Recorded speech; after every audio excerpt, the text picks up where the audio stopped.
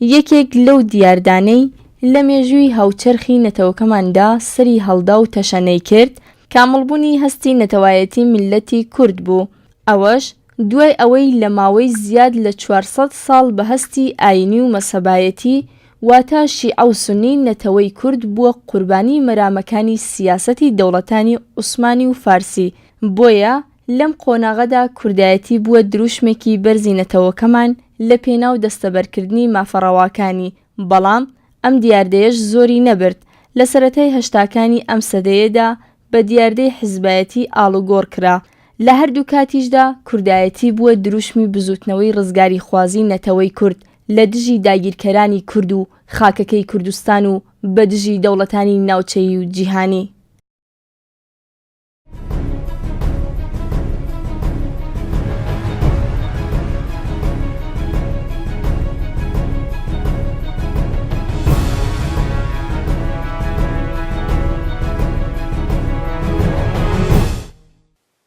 بینەرانی خۆشەویستی ڕۆژەڵات تیڤ ئەم کاتە و هەموو کاتێکی ژیانتان باش.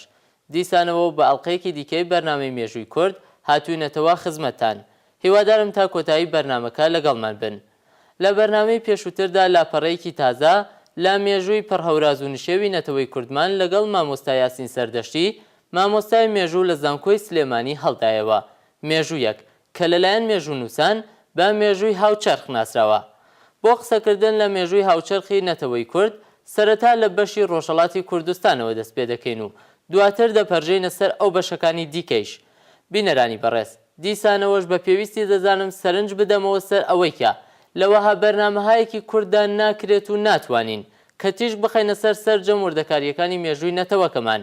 هەر بۆیە لە هەر ئەڵلقەیەکی ئەم بەرنامەیەدا هەوڵمان ئەوە بووە کە دەست بخەینە سەر مێژوویەکی گشتی نەتەوەی کورد و لێکۆڵینەوە و بەدواداچوون لەسەر وردەکاریەکان کە ڕەنگە هەندێکیان زۆر گرنگ و پێویست بێت بۆ تاکی کورد دابنین بۆ خودی ئێوە هەواداران و دۆستان و ئاشقانی مێژوو.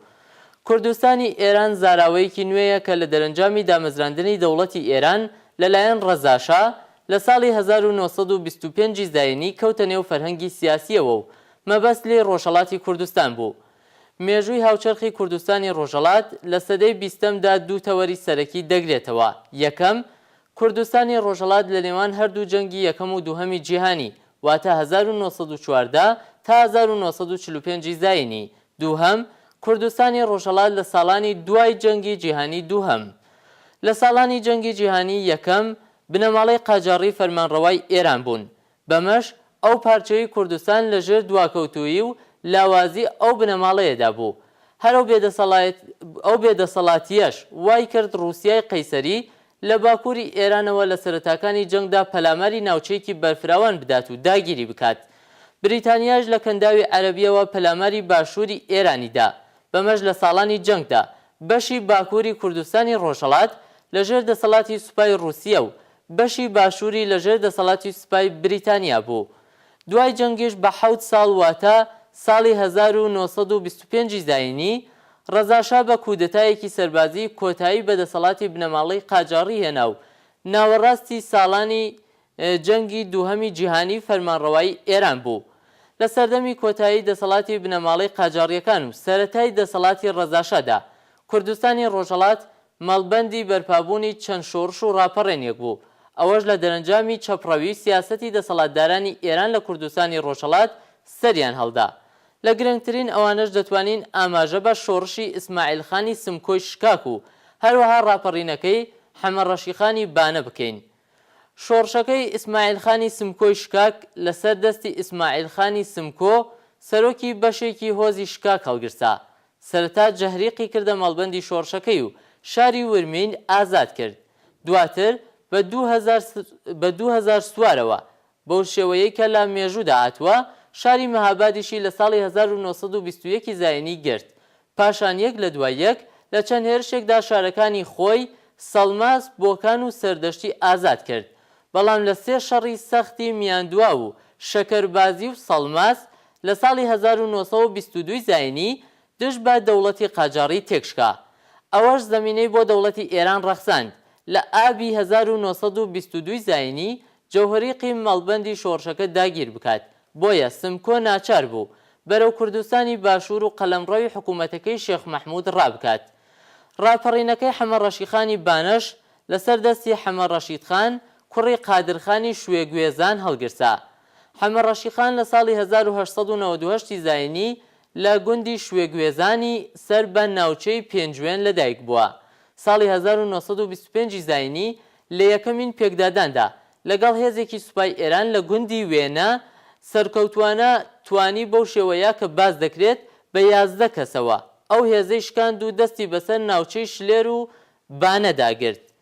لە ساڵانی جەنگی جیهانی دووهەمیش توانی سوود لەو بۆشاییە سیاسیی ناوچەی موکریان ببینێت و توانی شارەکانی بانە و سەردەشت و سەقز لە ساڵی 1942 زاینی و شارەکانی دیواندەرە و مەریوان لە ساڵی 1943 زاینی یەک لە دوای یەک ڕزگار بکات. دواتر دەسەڵاتێکی خۆجێیەتی لە ناوچەکەدا دابمەزرێنێت. بەڵام لە دەرەنجام هێرشێکی گەورەی دەوڵەتی ئێران حەمەد ڕەشیدخان شکستی هێنا و پەنای بۆ کوردستانی باشوور برد. بەمەش لە کۆتایی ساڵی 1944 زاینی ڕاپەڕینەکەی دامرکایەوە. ئێستاش وەکو ڕەواڵ و نەریتی هەمیشەیی بەرنامەکە بۆ زیاتر تاوتوێکردنی مێژووی هاوچەرخی کوردستانی ڕۆژهەڵات دەچمەوە لای مامۆستا یاسین سەردەشتی و لە کۆتایی قسە و باسەکانی بەڕێزیان دیسانەوە دێمە وڵاتان.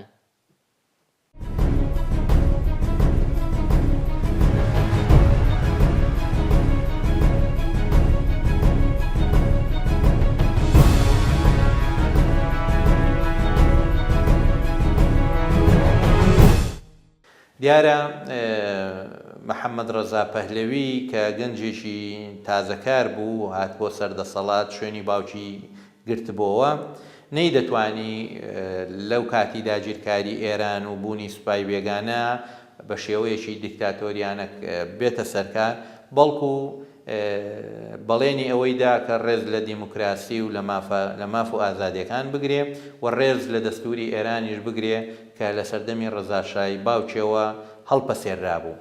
ئەوە بوو ژیانی سیاسی لە ناوەند دەستی پێکردەوە و یەک لەو حیزبە گرنگانەی کە لەو قۆناغەدا دەردەکەوێت حیزبی توودەی ئێرانە کە ئەم حیزبی توودە خەباتی خۆی دژی دیکتاتۆری و فاشیزم ڕادەگەیەنێ و دروشمەکانی ئازادی و ڕێگرتن لە دیکتاتۆری و برەو پێدانی مافی دادپەروەری و مافی زەحمەتکێشان بەرز دەکاتەوە و هەروەها حیزبی ئیرادەی میلی و کۆمەڵی حیزبی تر دادەمەزرێن و کۆمەڵی سیاسەتکاری کۆن وەکو قەوام سەڵتەنە و وەکو ئیبراهیم حەکیمی و وەکو زیائەدین تەباتەبایی و چەندی تر ئەمانە دێنەوە نێوکاری سیاسی و ململانەی سیاسی لە تاراندا جۆرێک لە ململانێ و فرە مینبەری دەست پێ دەکاتەوە لە ناوەند. بێگومان لەم قۆناغەدا لە ڕۆژهەڵاتی کوردستانیش بۆشاییەکی سیاسی و سەربازی لە پاش جەنگ دێتەکایەوە و ئەو بۆشاییە سیاسیە بە تایبەتی لە شاری مەهاباد هەوڵ دەدرێت لەلایەن خودی خەڵکی شارەکەەوە بۆ ڕێگرتن لە تاڵانکردنی شارەکە لەلایەن خێڵەکانەوە بە ڕێبەرایەتی کەسایەتی ناوداری شار کە قازی محەممەدە هەوڵ دەدەن کە ئیدارەیەکی ناوخۆیی پێک بهێنن بۆ جێبەجێکردن و بەڕێوەبردننی کاروباری شاری مەهاباد و ئەم هەلومەرجە تاکو و کۆتایی هاتنی جەنگ دەچێتە پێش و لەگەڵ کۆتایی هاتنی جەنگە ململانەی زلهێزەکانیش بۆ چەسپاندنی بەرژەوەندەکانی خۆیان لە ئێران دێتەکایەوە. بێگومان یەکێتی سۆڤێت کە لە ئێراندا هیچ بەرژەوەندێکی لەبەر چاو نەگیرا بوو و بەریتانیەکان و ئەمریکیەکان پێیان وابوو کە لە دوای جەنگ هەموو هێزەکانیان بەرنە دەرەوەی ئێران و حکمی بنەماڵی پەهلەوی و سیستمی شاهنشاییەت و ڕۆژئاواگەرایی پەهلەوی و سیستمی باڵادەستی نەتەوایەتی سەردەستی فارس لە ناوەند بە هەمان ستایڵی خۆی بە هەمان شێوەی خۆی و بە پاڵپشتی پیاوانی ئارتەشی زمانی شاهنشایی بێنەوە سەرکار و لە سەردەمی ڕەزاشایە بە شێواز و ستایڵێک ڕۆشتون بە هەمان چوارچێوەی سیستمی کار و عەقڵیەتی کارکردنەوە جاریش کرد ئێران بە قازانجی بەرژەوەندەکانی ڕۆژئاوا و هاوپەیمانان بڕواتە پێش. دیارە سۆڤێتەکان کە لە ململانی خۆیان نابوون لەگەڵ هاوپەیمانانە ئەوانیش پێیان وابوو کە ناکرێت لە ئێرانی داهاتوودا تەنها بەرژەوەندی ڕۆژئاوا لە بەرچاو بگیرێ، پێویستە بەرژەوەندەکانی سۆڤێتیش حسابی بۆ بکرێت. لەبەرەوە سۆڤێت هەستا بە پاڵپشتیکردنی حیزبی توودە بۆ ئەوەی چالاکی لە ناوەند بە ئاراستەیەک بەرێتە پێش کە دەوڵەتی ناوەندی ناچار بکاتدان بە بەرژەوەندەکانی یەکێتی سۆڤێت دابنێ. بەڵام بە حکمی باڵادەستی هێزە ڕۆژئاواگەراکان لە تاران و بە حکمی یا لە سۆنگەی باڵادەستی نفوزی بنەماڵی شاهنشایی و ئەرتەشی ئێرانی، حیزبی توودە لەوە لاوازتر بوو کە بتوانێت دەوڵەتی ناوەندی لاواز بکات و ناچاری بکات دان بە بەرژەوەندەکانی سۆڤێت دابنێ. بەڵکو سۆڤێت هەستا کەوتە ئەوەی کە زەمینە خۆش بکە بۆ ئەوەی کە کێشەی نەتەوەی ئازەر و کێشەی نەتەوەی کورد لە ئێراندا بگەشێتەوە و بەڵکو هەوڵی ئەوە بدرێکە لە هەرێمی ئازەربایجان ئێرانی زەمینە بۆ دامەزانی حکمێکی خودمختاری یا حکمێک کە سەر بە سۆڤێتیەکان بێ بڕەخسێ و ئەم حکومە ببێتە فشارێک لەسەر ناوەند کە هەموو بەرژەوەندەکانی یەکێتی سۆڤێت بچەسپێنرێ. کەواتە لێرە سۆڤێتیەکان کاریان بۆ بەدیهێنانی بەرژەوەندی خۆیان دەکرد، بەڵام حتمەن سۆڤێتیەکان نیانەتوانی لەو بوارەدا هیچ هەنگایەک بنێن ئەگەر لە ناو ئێراندا خودی مەسەلەی نەتەوایەتی وجودی نەبووایە. ئەوەی سۆڤێتیەکان کردیان تەنها ڕێگرتن بوو لە سوپای ئێرانی کە بچێت لە ئەزەربایجان سەرکوتی هێزە دیموکرات خوازەکان بکە و دامەزانی فێرقەی دیموکراتی ئەزەربایجان بە بیر و باوەڕێکی کۆمۆنیستانەوە. ئێمە زانین چ ناوچەی گەیلان و چ ناوچەی ئەزەربایجان مێژوویەکی درێژیان هەیە لە ململانێکردن لەگەڵ ناوەندی دەسەڵات لە ئێراندا و لە سەردەمی جەنگی جیهانی یەکەمدا دامەزرانی حیزبی کۆمۆنیستی ئێران لە مەنتیقەی گەیلان بوو و دامەزرانی کۆماری ئازادستان و هەوڵەکانی شێخ محەممەدی خیابانی لە ساڵەکانی جەنگی جیهانی یەکەم و دوای جەنگی جیهانی بوو، ئەوەی کە دواتر لەلایەن ڕەزا شاوە سەرکوت کراوە و شێخ محەممەدی خیابانی لەناو برا. دیارە هەوڵێکی زۆر گەورە هەیە لەلایەن مێژوونووسانی فەرمی ئێرانەوە کە وابشان بدرێت کە ئەزمموی دامەزانی حکوومەتی ئەزەربایجان و دامەزانی دەوڵەتی جمهوری کوردستان لە شاری مەهاباد بە ڕێبەرایەتی قازی محەممەد تەنیا هەوڵێکی دەرەکی بووە و دەستێکی دەرەکی بووە بۆ هەڵوەشانەوەی ئێران و لەبەر یەگەڵوەشانەوەی خاچی ئێران و پیلانێکی دەرەکیە.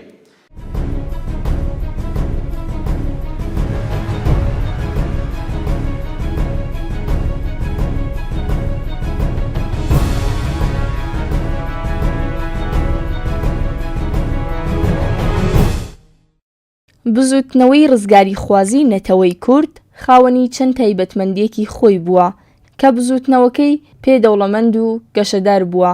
لەوانەش: 1. بزوتنەوەیکی ئازادی خواز بووە و لە پێناو سربەخۆیی و یەکپارچەی خاکی کوردستاندا خەباتی کردووە. 2. بزوتنەوەیکی جەماوەری بووە کە سەرجەم چین و توێژەکانی کۆمەڵ بەشداریان تێدا کردووە و هەوڵیان بۆ داوە. 3. بزوتنەوەیەکی پێشکەوت و خواز بووە چونکە لەگەڵ سەرجەم گۆڕانکاریەکانی پێشکەوتنەکانی جیهاندا گەشەی کردووە. 4.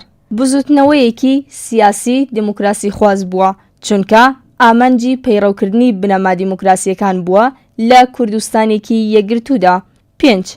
بزوتنەوەیەکی چەکدارانەی ڕاستەقینە بووە و دوور بووە لە ترۆریزم و ئاژاوەنانەوە.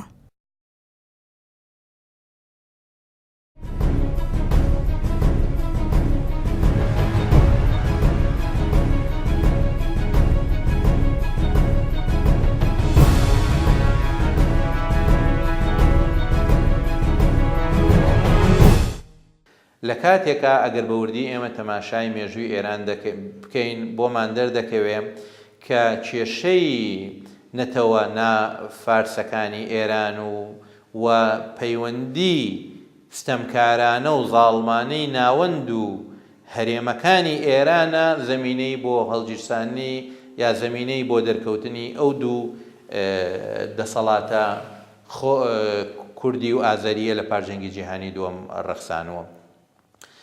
و ئێمە پێمان وایە ئەگەر بێت و مەسلەی بەدەمەوەچوونی جەعفەر پیشەوەری و فیرقەی دیموکراتی ئەزەربایجان بۆ یەکێتی سۆڤێت هەوڵێک بێ بۆ دامەزانی حکومێکی کۆمۆنیستی لە ئەزەربایجان، ئەوە مەسلەی ڕێبەرایەتی قازی محەممەد و دامەزانی کۆماری کوردستان تەواو جیاوازە لە مەسلەی جمهوریەتی ئەزەربایجان و فیرقەی دیموکراتی ئەزەربایجان، چونکە نە قازی محەممەد و ڕێبەرایەتی کوردستان ڕێبەرایەتێکی کۆمۆنیست بوون و نە بەرنامەیەکی کۆمۆنیستی هەبوو بۆ دامەزانی دەوڵەتێکی کۆمۆنیستی و بۆ هەوڵدان بۆ شۆڕشێکی قوڵی کۆمەڵایەتی لە ناو چین و توێژەکانی کۆمەلگای کوردیدا. بەڵکو ئەوەی هەبوو بۆ لە کوردستاندا ئەوە بوو کە پاش هەڵوەشانەوەی ئەرتەشی شاهەنشایی و نەمانی قۆناغی دیکتاتۆریەتی ڕەزاشا و بۆشاییەکی سیاسی و ئیداری، خەڵکی کوردستان جۆرە ئازادیەک و کرانەوەیەکی سیاسی و کۆمەڵایەتیان هاتە بەردەم لەو قۆناغەدا و پاش دامەزانی جمهوریەتی ئەزەربایجان نەدەتوانرا کە ناوچەی مەهاباد و دەوروبەری کە ناوچەیەکی کوردستانی و کوردین بچنە سەر حکوومەتی کۆمۆنیستی ئەزەربایجان و ئەوە بوو کە ڕێبەرایەتی پێشەوە قازی محەممەد کە بۆ خۆی ڕێبەرایەتیەک بوو بڕوای بەوە هەبوو کە پەیوەندیەکی زاڵمانە لە نێوان تاران و کوردستانە هەیە و کوردستان وڵاتێکە لەلایەن ئەرتەشی ئێرانەوە داگیر کراوە و کەلتور و مافی کوردی پێشێل کراوە و دەوڵەتی ناوەندی لە بەجێبەجێکردنی ئەرشی خزمەتگوزاریەکانی خۆی لە بواری فەرهەنگ و تەندروستی زۆر بە شێوەیەکی ناعادلانە لەگەڵ کوردستانە هەڵسوڕاوە. لەبەرەوە ڕێبەرایەتی حیزبی دیموکرات لەو قۆناغەدا کە دامەزرا لە پێناوی بەدیهێنانی مافەکانی کورد، مافە نەتەوایەتەکانی کورد دامەزرا و لە پێناوی زەمینەیەک بۆ بژانەوە بەدیهێنانی ئازادی سیاسی و کۆمەڵایەتی بەرنامەی خود مختاری خۆی بردە پێش لە کاتێکا دەوڵەتی ناوەندی ئامادە نەبوو کەدان بەو مافانە دابنێ بە هیچ شێوەیەک. حیزبی دیموکرات بڕیاریدا کە بەرنامەکانی خۆی بە شێوەیەک بسەپێنێ و دەوڵەتی جمهوری کوردستانی ڕاگەیان بۆ ئەوەی کە بیکا بە ئەمری واقع بەسەر دەسەڵاتی ناوەندیە و بەسەر فێرقەی دیموکراتی ئازەربایجانیشە کە لە پەنا دامەزانی حکوومەتی ئازەربایجاندا دەوڵەتی کوردستان وەکو ئەمری واقع بەسەر هەردوو لایە بچەسپێ و بڕیارێک بێ بۆ ئەوەی کە ڕای بگەێنێ خەڵکی کوردیش وەکو میلەتێکی سربەخۆ، وەکو میلەتێک کە لەلایەن ناوەندەوە زوڵمی لێکراوە لەو بۆشاییە دەرفەت وەرەگرێ بۆ ڕاگەیاندنی دەسەڵاتێکی تایبەت بەخۆی و سربەخۆیی خۆی و ئامادەش نییە ببێتە ژێردەستی حکمێکی کۆمۆنیستی کە لە تەبرێزەوە ڕاگەیەنراوە و ڕێبەرایەتەکەی لەلایەن فیرقەی دیموکراتی ئازەربایجان و پیشەوەرێەوە بەڕێوە دەچێت. دیارە تاکو ئێستا وەکو وتمان مێژوو نووسانی فەرمی ئێرانی هەوڵ دەدەن مەسەلەی کوردستانیش ببەستنەوە بە مەسەلەی فیرقەی دیموکراتەوە و کوردستانیش بە هەمان پێودانجی کۆمۆنیستی فیرقەی دیموکراتی ئەزەربایجان و ڕێبەرایەتی پیشەوەری و بەرژەوەندەکانی باقرۆڤی سەرۆکی ئەزەربایجانی شوورەوی لە تەبرێز و ئەزەربایجانی باشووردا حسابی بۆ بکەن. دیارە ئەو ڕاستیە هەیە کە چ باقرۆف و چ پیشەوەریش بۆ خۆیان خواستی نەتەوایەتیان هەبوو و مەسەلەی ئازەریگەرایی و هەوڵدانی یەخستنەوەی ئەزەربایجانی باکوور و ئەزەربایجانی باشوور مێژوویەکی قوڵتری هەیە لە مەسەلەی دامەزانی فیرقەی دیموکرات و حکمێکی کۆمۆنیستی. بەڵام لەو قۆناغەدا کە یەشێتی شوورەوی لە ئەزربایجانی باکۆدا باڵا دەست بوو و باقرۆڤ بۆ خۆی یەکێک بوو لە ئەندامانی حیزبی کۆمۆنیستی شوورەوی هەوڵیان دەدا کە لە ژێر سایی مەسەلەی کۆمۆنیستیەتدا ئازربایجان یەک بخەنەوە و وەحدەتی ئازربایجان بێننەدی دیارە بۆ کورد نە ملکەجبوون بۆ ئازربایجان قبول بوو نە بوونە کۆمۆنیستیش لە بوونە ملکەچی دەوڵەتێکی کۆمۆنیستی وەکو شوورەوی قبول بوو بۆیە ڕێبەرایەتی کورد لە مەهاباد دەوڵەتی جمهوری کوردستانیان وەکو دەوڵەتێکی سربەخۆ ڕاگەیان و داواشیان لە تاران کرد کە ئەگەر ئەیانەوێت ژیانێکی برایانە بەرنەپێش فەرموو بە دانووسان بکرێ و هەموو ئەو مافانی کە بۆ کورد هاتوۆتە دی لە بوونی حکوومەت و لە بوونی هەیئەتی شورای میلی و لە زمانی کوردی و لە دامەزانی دام و دەستگاکانی کورد ئەمانە لەلایەن تارانەوە دانی پێدا بنرێ بۆ ئەوەی بتوانن لەگەڵ تارانە حکمێکی پێکەوەیی یا پێکەوە ژیان بە ستایڵێکی نوێ بێن نەدی کە جیاواز بێ لەو ستایڵەی پێشووی سەردەمی شاهنشایی ڕەزاشا کە ستایڵێکە کە ستایڵێکی نکۆڵی کاری و سەرکوتکاری و دیکتاتۆریە لە بینی ناوەند و لە بینی کوردستانە.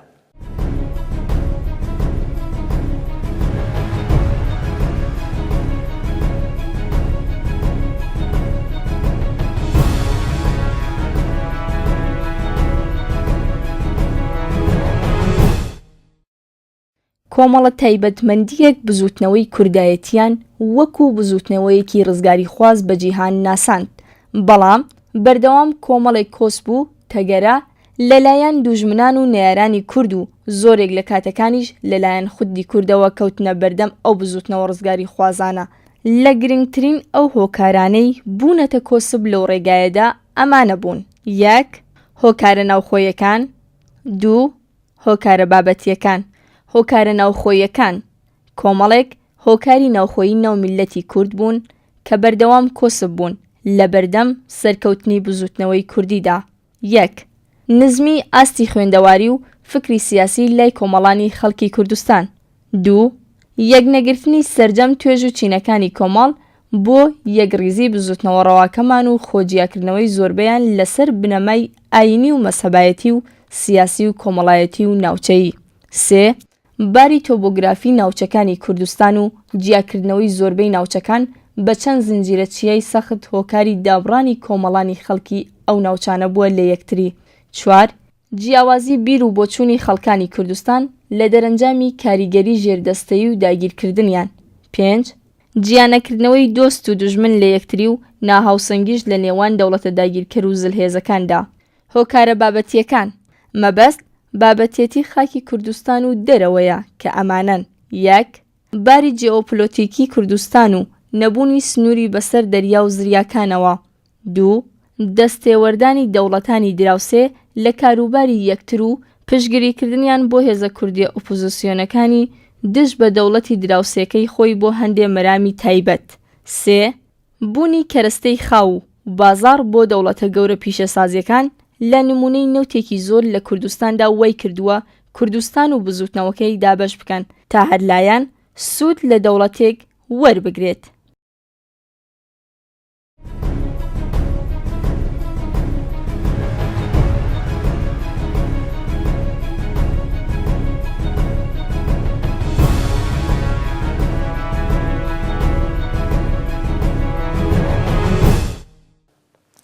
دیارە ئەزموونی حکومڕانیەتی کوردستان لەو قۆناغەیە هەموو کەس یعنی لە مێژووە دەزانێت کە ڕاستە 11 مانگی خایەنەوە بەڵام لەو 11 مانگەیە هەنگاوی زۆر گەورە لە بواری سیاسی و فەرهەنگی و لە بواری کۆمەڵایەتیدا نراوە و ئەو مێژوو 11 مانگە بۆتە سەرەتای وەرچەرخانێک لە خەباتی نەتەوایەتی کورد لە ڕۆژهەڵاتی کوردستان و لە ئێراندا کە تێیدا بەڵگەیەکە بۆ ئەوەی ئەگەرچی کێشەی کورد بە بەردەوامی نکۆڵی لێ بکرێت لە ناوەندەوە و لە ڕێگەی سەرکوتکاری ناوەندەوە بە ناوی ئێرانی بوونی کورد و بە ناوی وحدەتی میلی و بە ناوی تاگ میلەتی و بە ناوی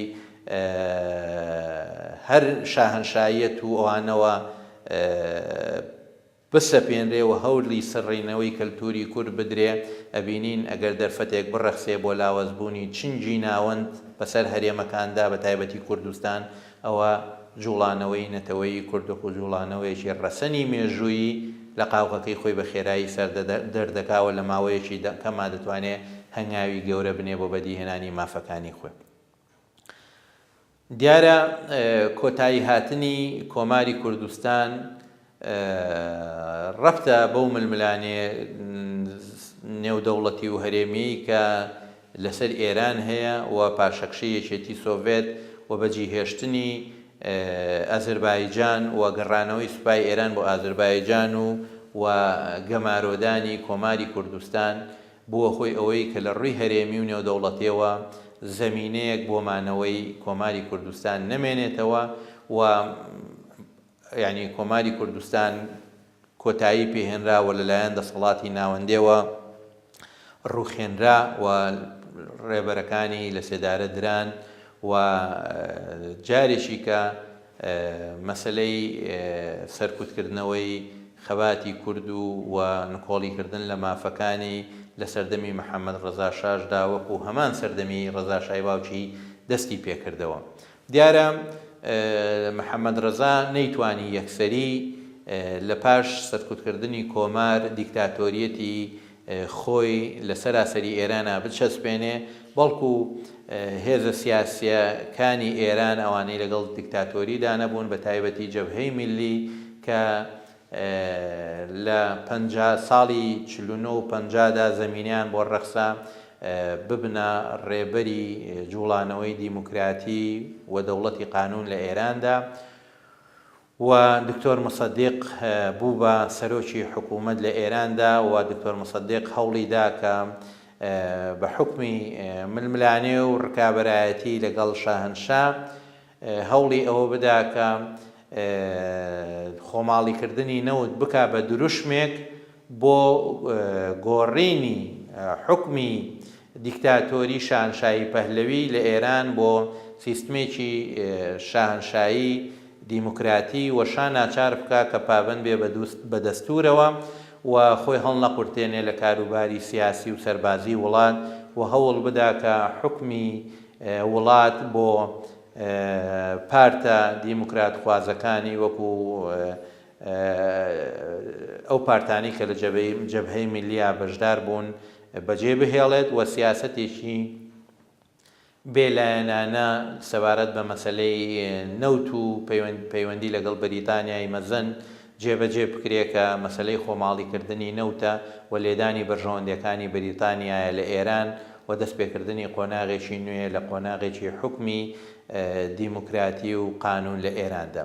بێگومان ئەم هەنگاوانەی جەبهەی میلی و دکتۆر مصدق سەرکەوتنی بەدەستەیەنا، بەڵام ئەوە بوو کە بەرژەوەندەکانی ڕۆژئاوا ڕێگر بوون لە بەڕێوەچوونی ئەو بەرنامەی دکتۆر مصدق و ئەو پلانەی کە بۆ کودەتا کرا بەسەر حکوومەتی مصدق و بەڕێبەرایەتی سەرلەشکر زاهدی، ئەمە بووە هۆی دەستێوەردان لە ئاراستەی گەشەکردنی دیموکراسی لە ئێران و بووە هۆی زەمینەیەک بۆ چەسپاندنەوەی حکوومەتی سەرکوت و زۆرداری کە حکوومەتی سەربازی لەشکری زاهدی بوو کە بە پلانی محەممەد ڕەزای پەهلەوی و هەروەها هێزە سی خوڕێکانی ئەمریکا کە دەستگای سیا بوو و هەروەها دەستگای MI6 بریتانی بوو کە بۆ دابشکردنی بەرژەوەندەکانی مادی نەوت بە تایبەتی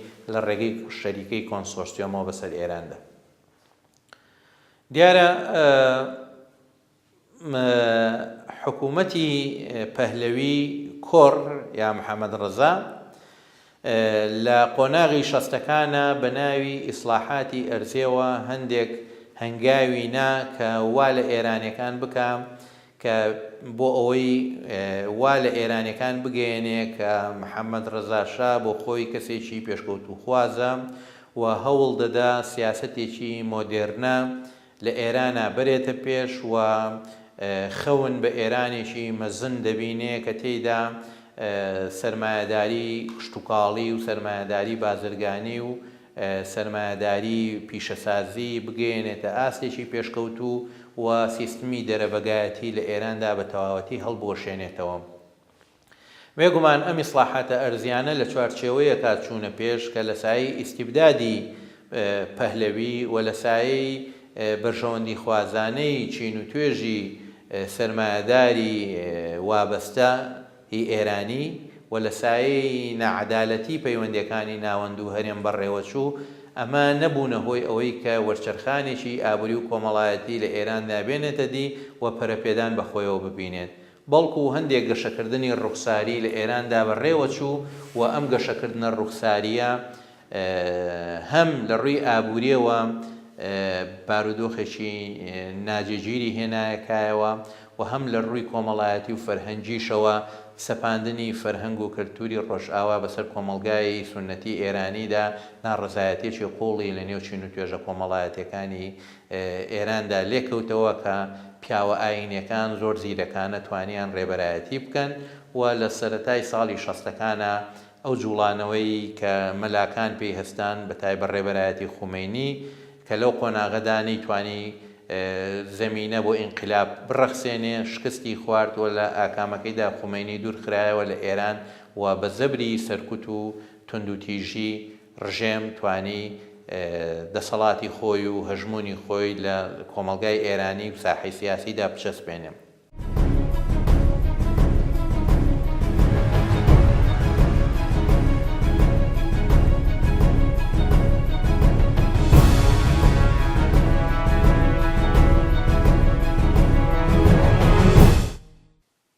بینەرانی خۆشەویست بەم شێوەیە گەیشتینە کۆتایی ئەڵقەیەکی دیکەی بەرنامەی مێژووی کورد. هیوادارم ناوەڕۆکی بەرنامەکە بەسوود و بە قازانج بوو بێت بۆ ئێوەی بەڕێز و جێگا ڕەزامەندیدان بوو بێت تا پێگەیشتنەوەیەکی دیکە و شەوێکی دیکە خۆشی و شادیتان ئاواتمانە. کات خۆش.